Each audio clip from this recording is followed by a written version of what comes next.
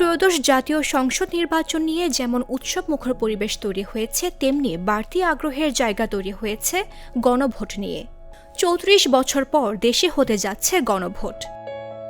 ১৯৭৭ সালে শহীদ রাষ্ট্রপতি জিয়াউর রহমান আমলে রাষ্ট্রপতির নেতৃত্বের প্রতি আস্থা বিষয়ে গণভোট অনুষ্ঠিত হয়। সে সময় সরকারি হিসাবে প্রায় ৯৯% ভোট হ্যাঁ এর পক্ষে আসে।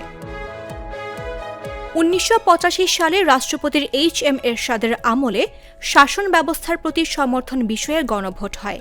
সরকার বিপুল হ্যাঁ ভোটের দাবি করলেও বিরোধী দলগুলোর অভিযোগ ছিল ব্যাপক কারচুপির। এরপর ১৯৯১ সালে তৃতীয় গণভোট হয়।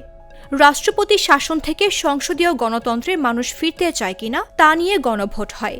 সে সময় হ্যাঁ ভোট পড়েছিল ৮৪%। আগামী ১২ ফেব্রুয়ারি ত্রয়োদশ জাতীয় সংসদ নির্বাচনের দিন একই সঙ্গে গণভোট অনুষ্ঠিত হবে। প্রধান উপদেষ্টা অধ্যাপক ডক্টর মোহাম্মদ ইউনূসের নেতৃত্বাধীন সরকারের অধীনে রাজনৈতিক সংস্কারের অংশ হিসেবে ৪টি গুরুত্বপূর্ণ সাংবিধানিক প্রশ্নে জনগণের মতামত নেয়ার লক্ষ্যে এ গণভোট আয়োজন করা হচ্ছে। আসন্ন গণভোটে হ্যাঁ ভোটের পক্ষে ব্যাপক জনমত গঠন ও ভোট প্রদানে উৎসাহিত করতে রাজধানীসহ সারা দেশে সরকারিভাবে জোরালো প্রচারণা চালানো হচ্ছে। অন্তর্বর্তী সরকারের উপদেষ্টা পরিষদের সদস্য এবং প্রধান উপদেষ্টার বিশেষ সহকারীরাও মাঠে নেমেছেন হ্যাঁ ভোটের পক্ষে জনমত তৈরিতে।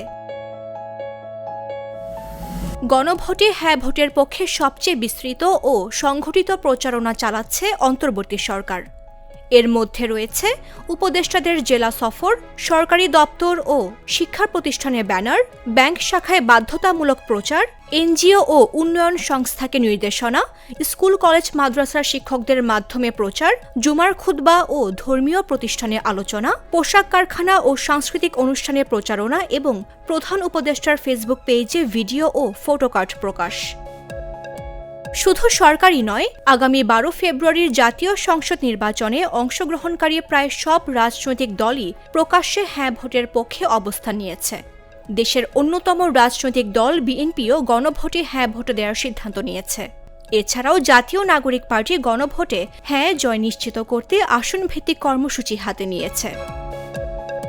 আইন বিশেষজ্ঞরা এতে সরকারের নিরপেক্ষতা ক্ষুণ্ণ হতে পারে বলে মন্তব্য করলেও এতে কোনো বাধা দেখছে না নির্বাচন কমিশন।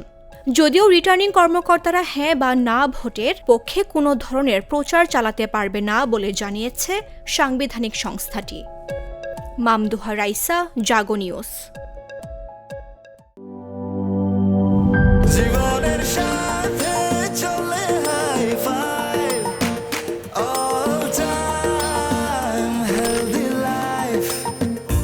নিশ্চিন্তে খান স্বাস্থ্যকর অল টাইম পান। All time healthy life.